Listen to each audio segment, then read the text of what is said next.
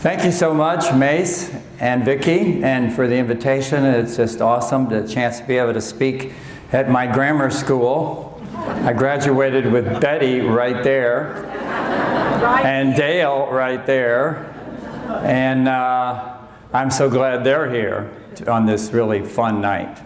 So I've been speaking about this for almost 11 years, and this is over 200 presentations on the internet and in person and EWTN.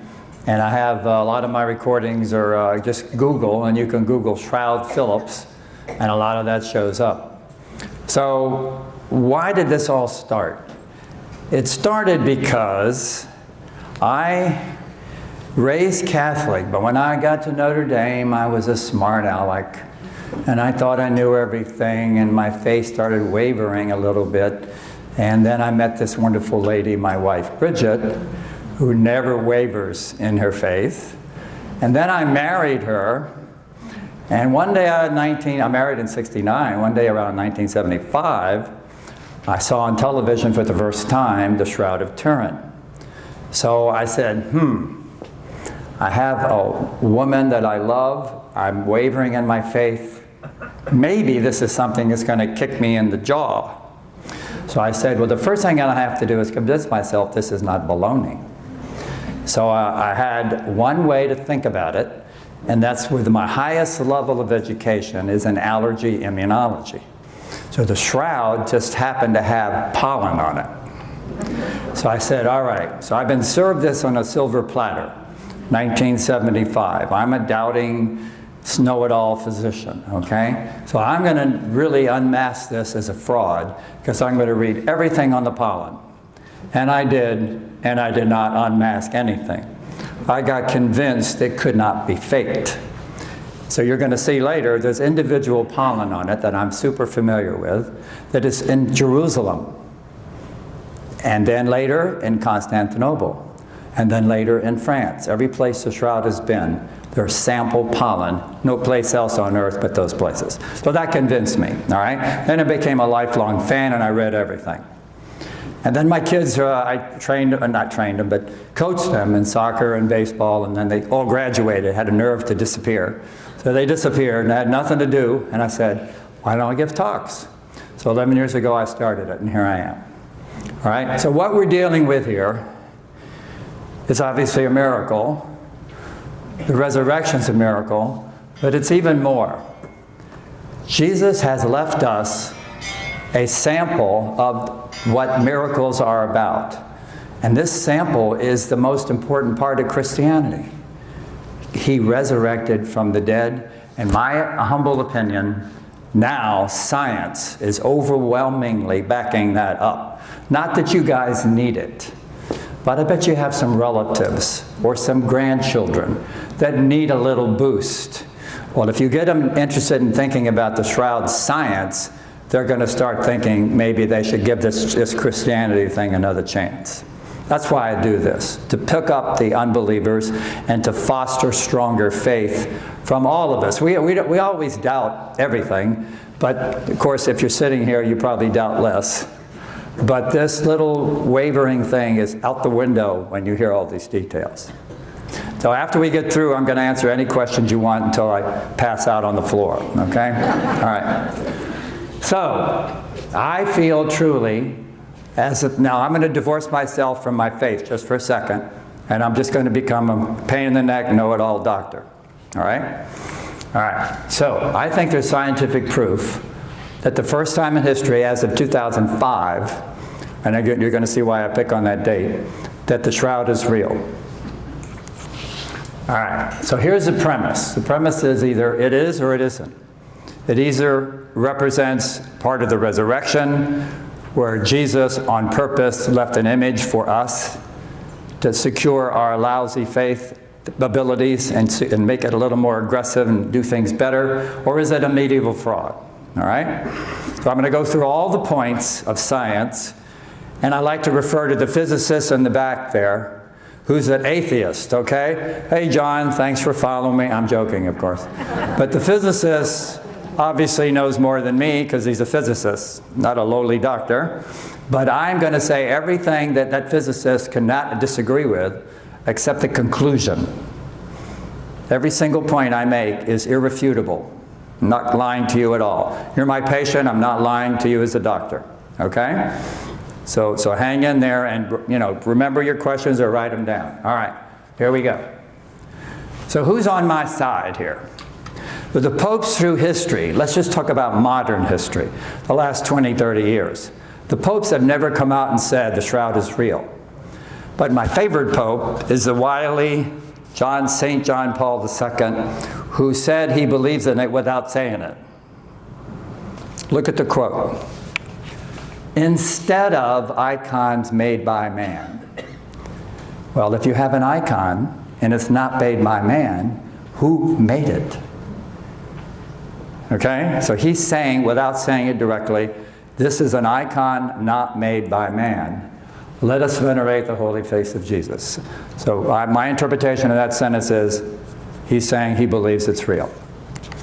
All right. So what we're going to see now is scientific elements on the shroud of the passion, the crucifixion, and the resurrection. It's all there in plain English. God slapped us in the face again. Here I am. I did this for you. Here's your proof. All right. Now, what you hear about the shroud on TV is always limited. And you never hear the things you're going to hear tonight. You're going to hear things tonight that will just astonish you. But if CNN or History Channel actually said those in detail, you would be overwhelmed to believe it. So they always leave stuff out. But tonight, nothing is going to be left out. All right, so we're going to begin with the cloth itself.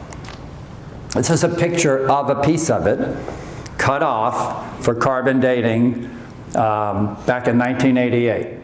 So it's a first century style herringbone weave cloth. Now for this to be 2,000 years old, does that look like old cloth? No, it looks like somebody just did it yesterday. All right, so that's a little, these are just little hints. These aren't the big things, but it looks too new. All right, so what's interesting about it is, as I said, it's linen, it's high quality, which fits the story of the Bible of Joseph Arimathea, the rich person, maybe providing the cloth. Has blood on it, which is extremely important, but number one all is the image.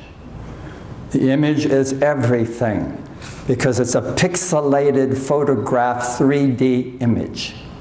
Did you hear that before? Maybe not. And guess what? We've been trying for a long time, the scientists of the world, to duplicate it, and they cannot. So 2011, I was invited to be a member of the 137 International Shroud Science Group. Those are real scientists around the world. 2 or 3 of us are communication people. That's why I'm in it. So I get their emails all the time, and I keep updating my talk. All right, so let's get a feel for what happened, that the shroud gives us information on what happened scientifically at the moment of the resurrection. All right, so to understand it, we have to understand the image. So the rigor mortis body of a nude Christ was laid on a cloth in the tomb, and the top of the cloth was furled over the top of his body. So when the moment of resurrection happened, the image generates to this piece of the cloth and that piece of the cloth. So it's a front image and a back image. And if it was faked in the time of the Middle Ages, the bishop had to hear from the faker that I have a nice picture of Jesus nude. Would that gone over well? No. All right, so that is a little odd that a person in the Middle Ages would have done such a thing. All right, this is a picture that I took when I went to see the shroud with my wife in Turin, Italy in 2015. There's the guard. And you can see it's a full-length front image, head-to-head, with a back image. So here's the face, the arms, the chest, the legs. You're going to see this a lot better. Just showing you the whole thing. And there's the back of the head, his back, buttocks, and legs, and feet. Now, here's an enhanced computer. I've turned up the gain on the dark side, and you see the front image a lot better with the gains turned up. So it's a 14-foot long cloth, 3 feet wide, which is exactly cubit 8 and 2. So it's cubit measurement where they cut this thing out. All right, now, these are just superficial information. So what do you see? Long beard, burn marks. The burn marks are, the shroud in 1500 was in Lingers, France, and was Chambéry, France, and was in a reliquary, and somebody tried to burn the church down to destroy the shroud. So the fire, the cold, the embers of burning wood dropped on the corners of the shroud that was folded up, and the miracle is it didn't hit the important parts of the image, but it did knock out the shoulders. So these are burn marks that you can ignore, and you can see how it was folded up. So this was all folded up into four sections.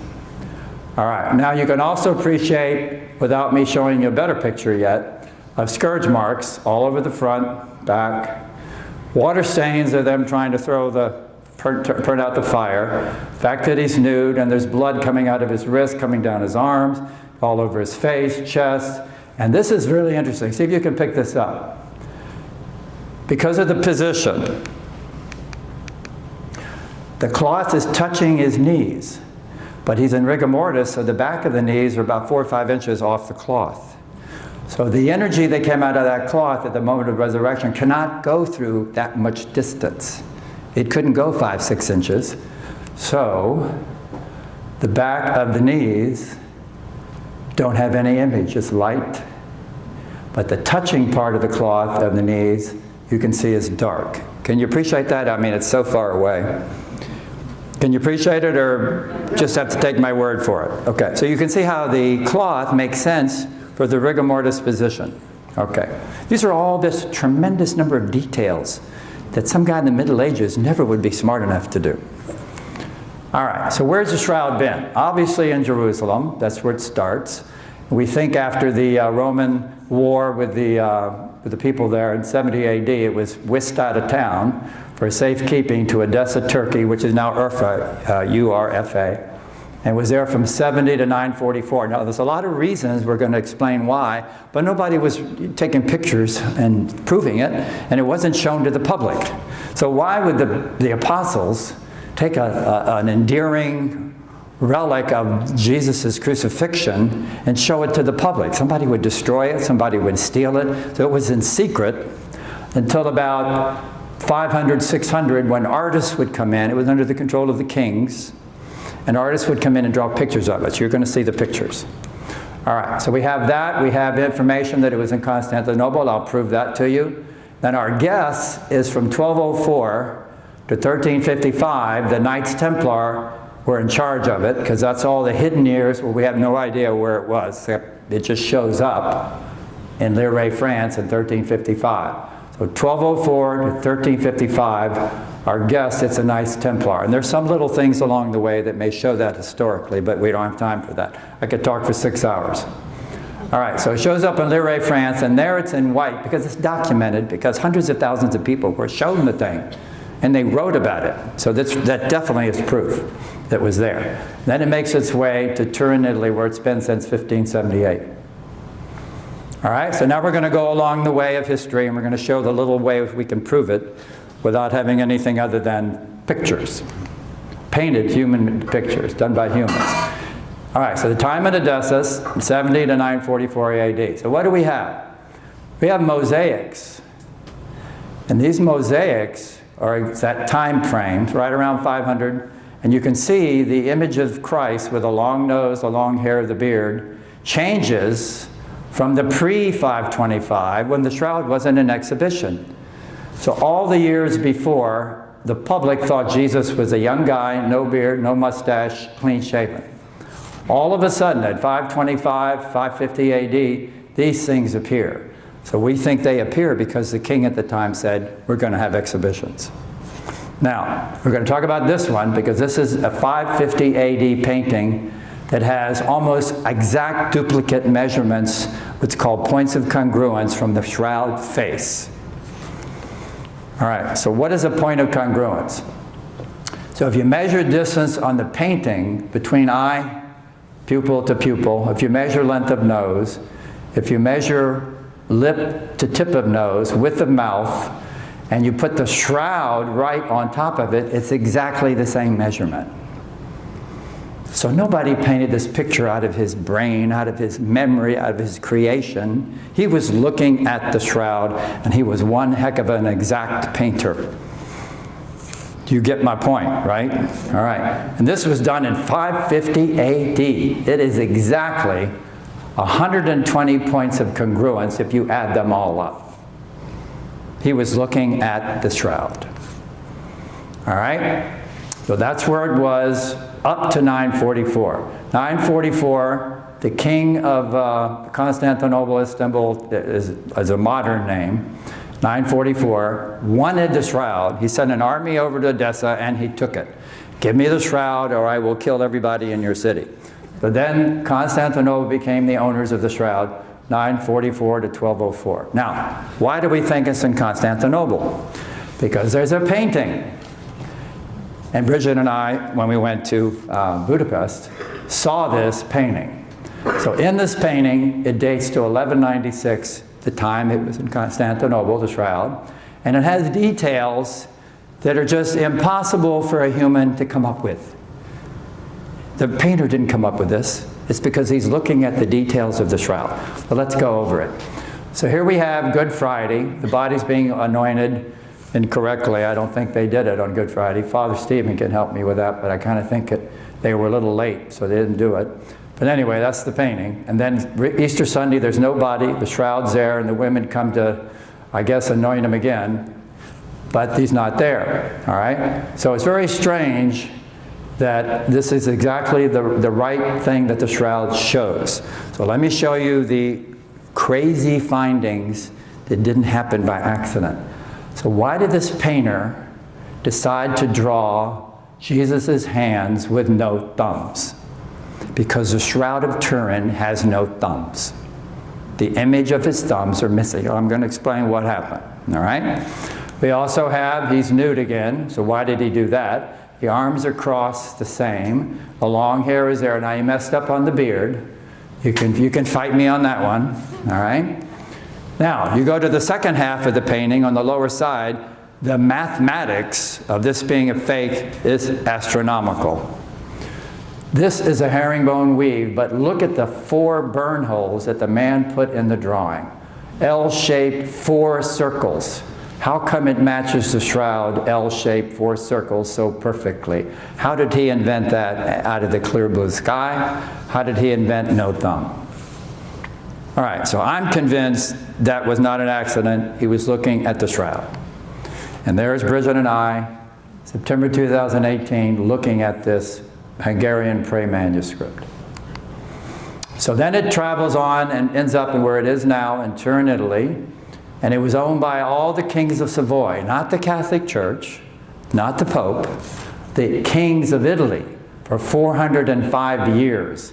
Finally, the last king of Italy that had power gave it to the Pope, 1983, willed it to the sitting Pope. So it's just passed on as ownership, Pope to Pope. This is where it is, St. John the Baptist Cathedral. And you can only see it when there's an exhibition, which is about every 15 to 20 years. So it's in right now, a bomb-proof case. Argon gas fills it, not oxygen, because it oxidizes the blood and the color of it. And this is where you go to Turin, Italy now. You can see it behind a glass, kind of a bomb-proof glass, but what's bomb-proof glass anymore? But that's where it is. It's inside of this area with glass here. All right, now we're going to go into the science of what's there. The science starts in 1898, because photography is a science. It's a science of light and capturing light on a photographic chemical plate. All right, so this is the first time science was ever used on the shroud. So you took a picture. So to understand what you're going to see, you have to get a little review on photonegativity. All right, so when you, in the good old days, took your picture on film and took it to the pharmacy and got it developed, your picture came back, you dark, and the background light. Then you would get a print, and you would then be light, and the background would be dark. So this is a photographic negative, and this is a photographic positive. So let's go over to the medieval forger.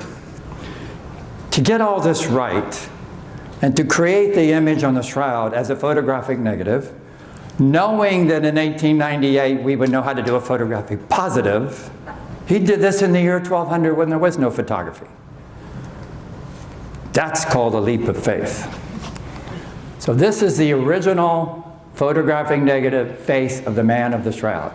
He is dark because the image is, quote unquote for now, burned on. Background, nothing. So this is a positive image, but because it's reversed, it acts like a negative. So when you go to the dark room and you put a negative of a negative, you get a positive, you get a human face. And that's what they got. So this should make you quite impressed compared to the one before.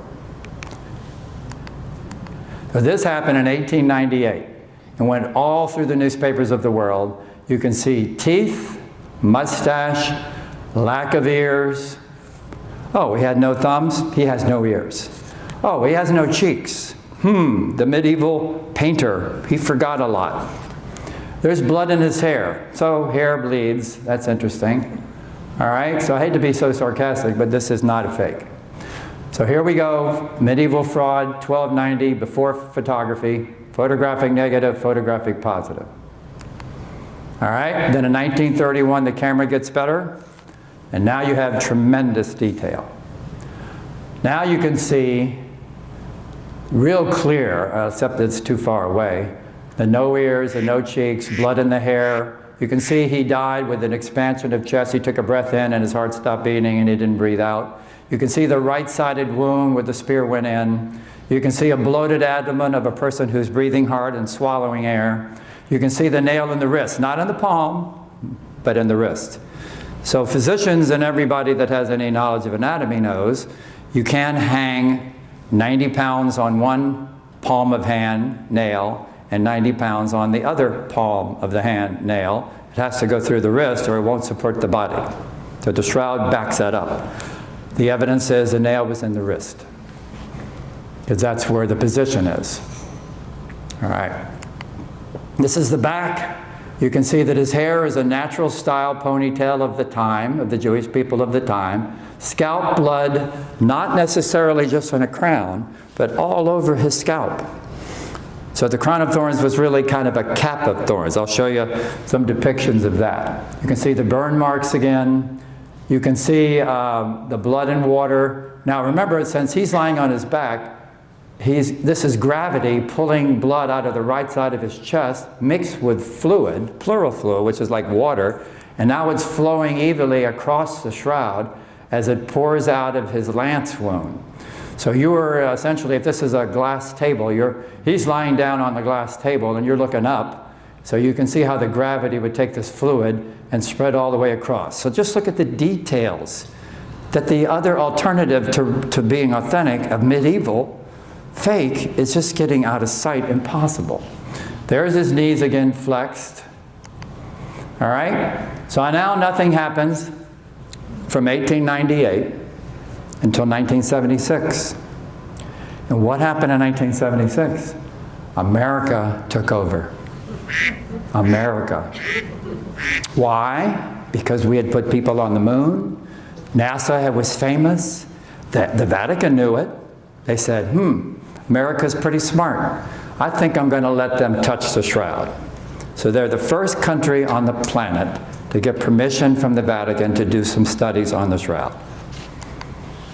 So they had invented, this is how the Pope, I think it was the one before John 23rd. Pope Paul got the idea, because NASA had a VP-8 analyzer that went into the satellites around the moon, and it would send back 3D images of the surface so they know how tall the mountain is, how deep the valley is. And the closer you were to the VP-8 and the satellite, the stronger was the image. That's why the top of the mountain gave a stronger image. So this camera was then picked up by the miracle grace of God. Well, let me explain this before I talk about who did it.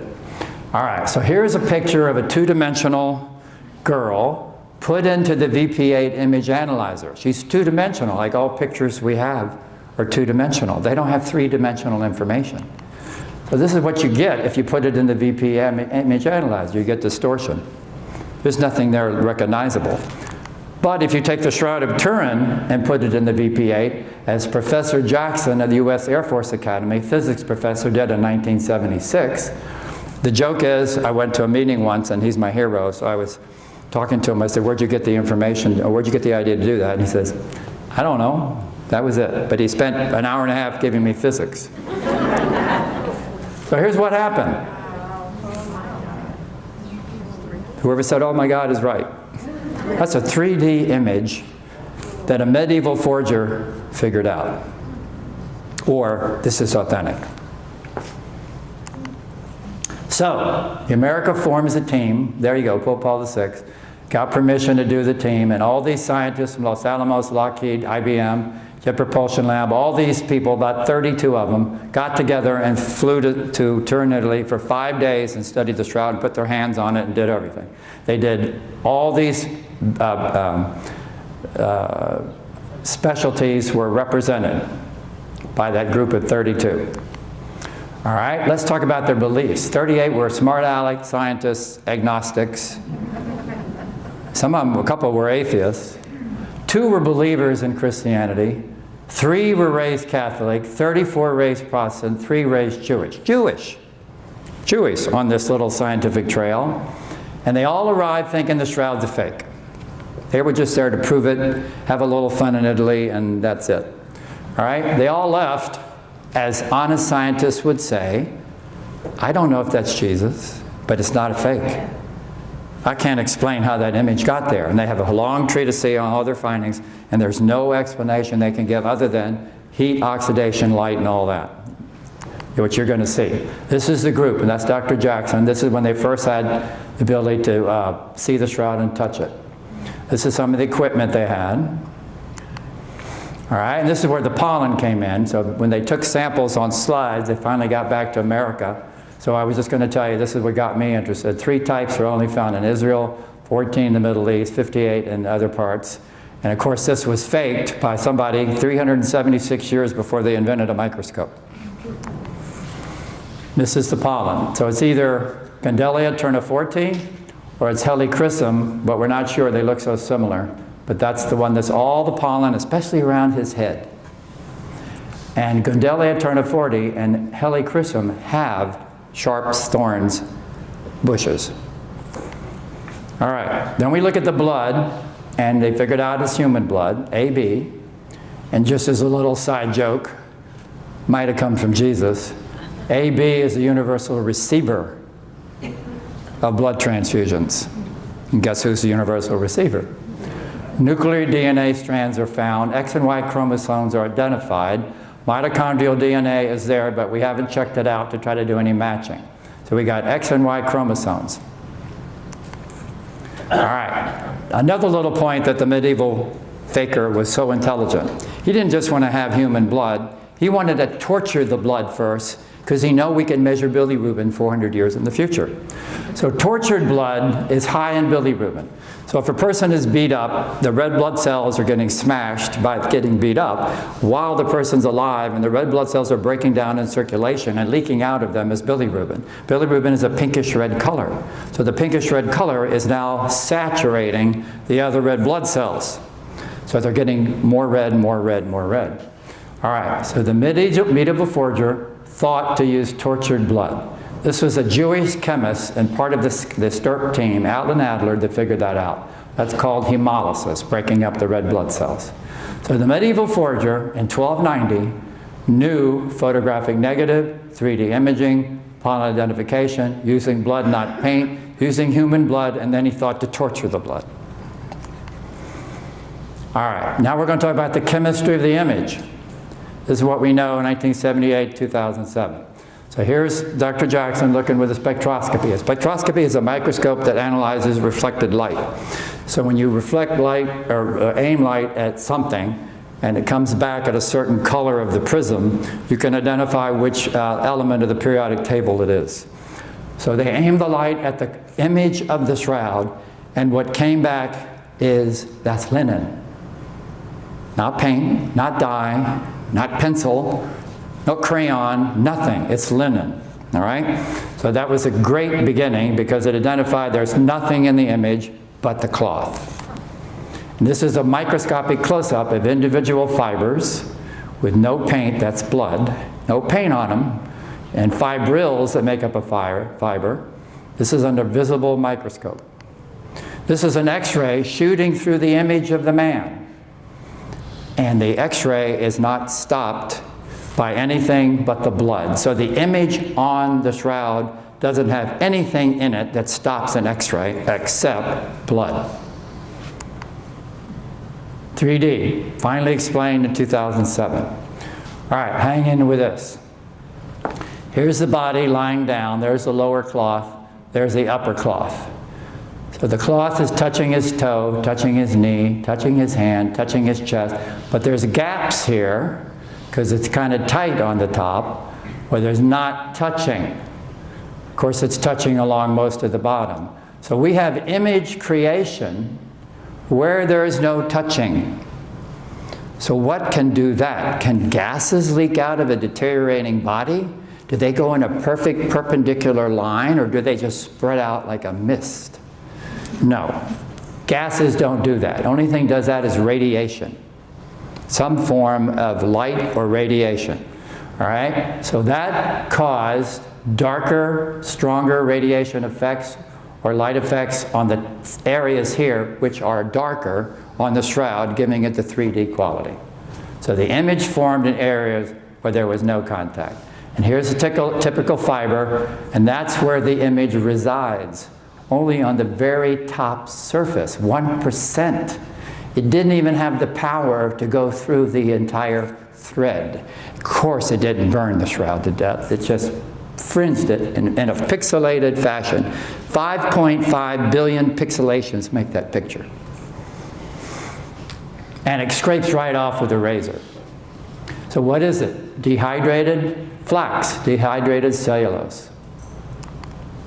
And this is the new ENA Italy excimer laser, almost completely duplicating in 2012 the same effect of the shroud. Those are the pulses and the timing, and they created an image on linen that's the same depth as the shroud, an excimer laser. So, the summary is, what is the image not? Not a painting, not a drawing, not a rubbing, not a scorching, not a photograph, not a bleaching. All right? Now, what about the Bible? It agrees with the Bible really well. So we're going to talk about the passion, the crucifixion, and the resurrection. Scourging, crowning, nailing. Start right out. Here's the scourge marks. Over 120 scourge marks from a Roman flagrum, leather strip with a barbell, lead barbell on the end. All over his back, scalp blood with a better close-up. There's a close-up on a life-size picture of the scourge marks themselves. There's a scourge mark. He fits perfectly into it. And here's the marks all over the head that looks more like a cap of thorns rather than a crown of thorns. And this is a picture of the limb of a Gundelia terniforti. Almost 30 bleeding sites. And this is what we really think the crown of thorns look like. All right, so now he was nailed to the cross. So this is a typical picture we're used to. The nail goes into the palm of the hand, but not really, because this man has no thumbs. 4 fingers, no thumb. 4 fingers, no thumb. Wrist. Now look at that. Look at this. These are 2 blood marks. They're going in 2 directions. So he's hanging on the cross, and he's breathing in, and his hands are in this position, and the blood is dripping in one position, but then he goes down, and the angle changes just a little bit. So the rivulet of blood changes its angle as he goes up and down, trying to breathe on that nail, pushing himself up. So the blood keeps dripping out at different angles. You understand what I'm saying, right? All right. So when the nail goes into the wrist, it hits the median nerve. Median nerve provides the muscles that make the finger muscles contract. So when the median nerve is broken or bisected by the nail, the spasm of hitting the median nerve makes the thumb hide behind the hand, go into spasm. So when the image is created, there's no thumb. All right, so if you look hard enough, and if you have time, you look on the computer, you can see a little darkness in the shape of a thumb that's in the middle of the hand. A little bit hard to see. So that's why it has no thumbs. All right, so I could go on and on and on, but between 1978 and 88, there was over 100 facts, scientific journals, and they all point to no medieval forger did this. So everybody's very happy. Oh boy, this is wonderful. Until Pope John Paul II got courage to say, okay, do carbon dating. It's okay, I'm fine, no problem. So they do carbon dating, and of course, Jesus doesn't make everything simple. So he throws science, which you're going to see didn't work out to be real science. He throws the science of carbon dating at us just to cause us a little stress when we were so happy. So the carbon dating comes back, and these are 3 people of 3 different carbon dating labs. That shroud came out of the ground in 1260 to 1390. That linen was made out of flax in those years, according to carbon dating. All right? Now you're going to see why I'm standing here, because it's wrong. All right, but when it came out, all the big scientists of the world quit doing research for 13 years. But the human beings called faithful Christians wouldn't give it up. So they kept calling all the scientists, and they used to have a thing called mail with a stamp, and writing letters and saying, this is why it happened, this is why it happened, this is why it happened. And the scientists were all, you know-it-all, smart Alecks, and they said, oh, those crazy lunatic people, they're driving me crazy. All their ideas don't make any sense. One day, one of the lunatics, Sue Benford and her husband Joe Marino, proved that carbon dating was a fiasco. Here's how it happened.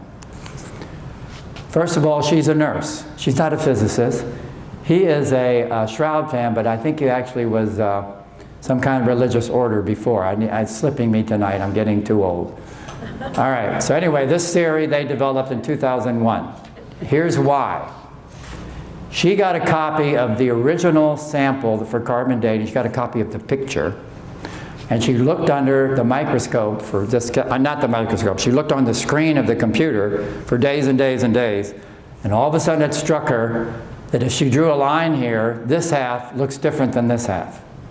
So she had the idea that this half was linen, more perfect woven material, and this half was cotton. That was her idea. It was published in Chemistry Today in 2008. So her theory then is based on international protocol of the carbon dating, which took place. Here's what she proved and brought out for everyone to know. The carbon dating itself, when it was done, was a travesty because STIRP and the United States of America wasn't told it was happening. We weren't invited. All right, editorializing, we were not invited because the Shroud's scientists that live in Turin had their nose out of joint a little bit because America came in and took over all their nice Shroud and took over the science. So they got even with us because they did the carbon dating on their own. No STIRP, no USA. Now, the agreement of international protocol was they're supposed to take 6 little tiny, smaller than a postage stamp samples. They all agreed it and sent it to 6 labs. They didn't do that. They took 1 sample. They sent it to 3 labs, it doesn't matter much, but they took 1 sample. Major mistake. 6 samples spread all over the place has almost no chance of being wrong.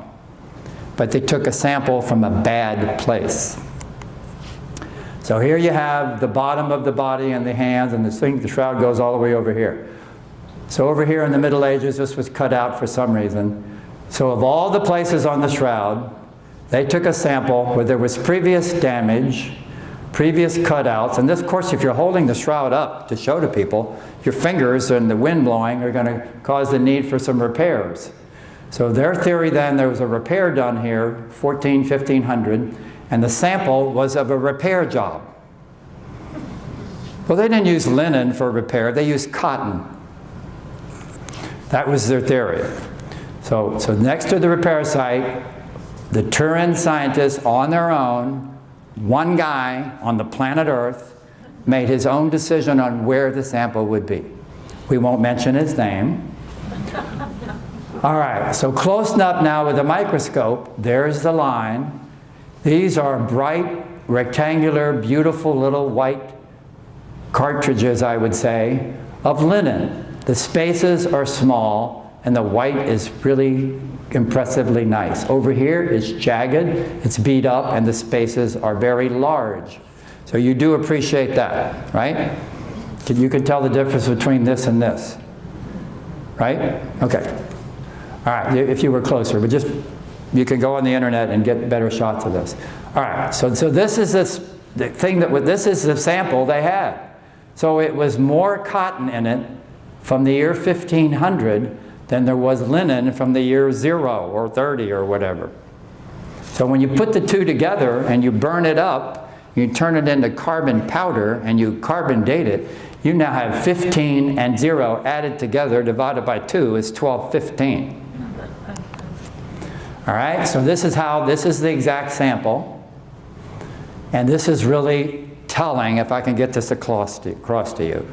All right, so this is one carbon-14 lab, Arizona, Oxford, Zurich, and Arizona had a second piece. So let's just pick on Arizona for a minute. Not that they did anything wrong. So they took this piece of shroud, turned it into powder, and this piece of shroud, turned it into powder, and carbon dated it. So the same lab from the far left of the sample said, this came out of the ground in 1238, and over here the sample said it came out of the ground in 1430. So 4.5 inches across, all of a sudden 192 years disappeared. But there's something wrong with that. That is not statistically clear, and that was shown by computers and high statistical analysis about 3-4 years ago. Totally not statistical. So Oxford said 1246, Zurich said 1376. So the amount left to right is more cotton. And as you get more cotton from 1500, the younger the shroud gets. Okay, so this is accepted by all the shroud scientists of the world now. Now, when this data got to Ray Rogers from the original team, he was an ultimate disbeliever scientist from the Jet Propulsion Lab. And he used all these methods, pyrolysis, mass spectrometry, microscopy, microchemical analysis, and published in 2005 in Thermocoma Actica his findings on whether the shroud was carbon dated because it was cotton in it. So that was his theory. So here's what he actually found. He found threads that were so perfectly put together that a linen thread was sticking together with glue with a cotton thread. That was in the C14 sample. Another piece showed where the linen was tried to be dyed. Cotton is usually white. So they kind of overdid it. And they were trying to match the yellow of the linen. That was in the shroud sample. So basically lots of examples. And his conclusion was the C14 labs were accurate with the material they were given. The sample was flawed. They sampled a reweaving patch. Now that was accepted, and now since, because that was accepted, the scientists got back into action and have done more studies. We're coming to the end now. All right, so our enthusiasm restored. So now we have information on how the resurrection physically, scientifically happened so that Jesus gives us a gift of the image on the shroud. How did he pull it off with our knowledge of science now? All right, so of course it's this hypothesis because we haven't been able to duplicate a man turning into energy. Okay, so I went to the 2015 Shroud Science Group St. Louis, and I was talking to John Jackson, and then I got back on the plane, and I was looking at 2 or 3 different studies and theories on what happened at the moment of the resurrection to make an image, right? So I was hemming and hawing and hemming and hawing, and all of a sudden on my cell phone, the next thing you're going to see is a picture that answered my question. And I fully believe, with a lighthearted little joke, that Jesus told me which one was right. That's me, and that's the head scientist, and Jesus put a halo over his head. So I'm sticking with it. This man is my hero. Jesus told me so. So what did he say? This is what he theorized. Now, to make his theory, he's got a lot of enemies here. All these are requirements that have to fit his theory.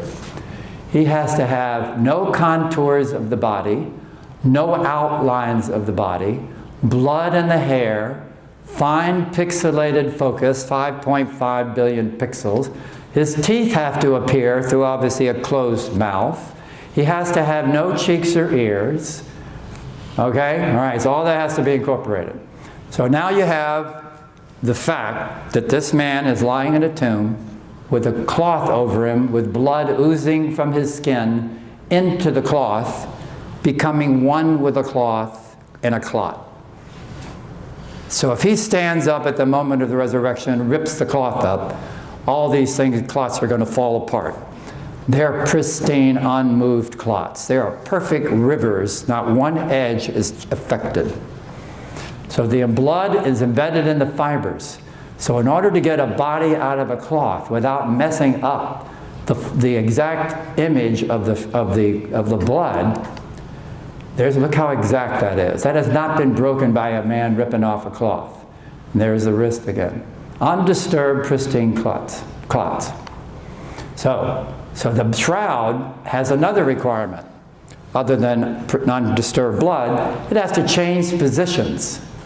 It's wrapping in a circle, but the picture is it's a flat photographic plate. So the shroud has to go from circle to flat without ripping the blood. Here's what Dr. Jackson thinks. So back to that same picture, the shroud is on the top. Of course, the bottom I didn't bother drawing in, but during the resurrection in whatever number of milliseconds, the shroud falls through the disappearing, dematerializing body. Matter is turning into energy, and energy is doing whatever God wants to do with the energy, or reassemble it. He can reassemble it as the glorified body, of course. But who knows what happened at that moment. But this is what happened according to the shroud. So he calls it the fall-through theory. So as the body dematerializes, gravity takes the shroud through the dematerializing body, and as it's falling through the body, the image is created. So it starts out, this is the top of his head, he's looking up, shroud's over the nose and cheeks, the blood is sticking to his cheek and sticking to the cloth that's touching his cheek. All right, but at the moment of the resurrection, the body starts dematerializing, so with gravity, this thing falls down at whatever rate's dictated. And when it reaches this point, the blood is moved from here to here. That's why it looks like it's in his hair. Because when the image is created, it's created when the blood is moving on the cloth into the hair area. So somewhere around here, the amount of mass in the body is starting to run out of mass, so the energy is dissipating. And we don't get any cheek registration or ear registration because the body's mostly disappeared already. So it can't put an image on the cloth. Did I say that clear? Yep. Okay. So the upper cloth falls through the body and generally becomes flat, giving us a photographic image, not a distorted picture of a curve. And then finally it falls all the way through the body, body's gone, shroud has a picture. So what is this? Dematerialization. Some backwards form of mass, atomic bomb, blows up and energy comes out. Except this didn't blow up Jerusalem. It just put a little heat on a shroud and didn't even go all the way through the thread.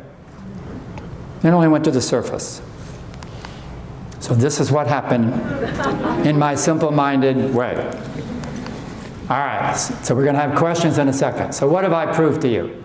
I didn't prove 100%, but I did prove, I'm pretty sure, that a dead human body vacated the shroud, that a dead human body affected an image on the shroud, that we don't have 100% evidence the body was Jesus, but we do know this man had scourging, crown of thorns, and lance inside. Fits the crucifixion. We also will never have 100% evidence, me talking as a scientist, doctor, not lying, We'll never have it, because the only way to get 100% evidence is we have to match the DNA on the shroud with a sample from Jesus, who shows up in the lab and gives us a fresh DNA sample. I think we'll be waiting a long time for that. So we have that element of faith that has to take us to 100%.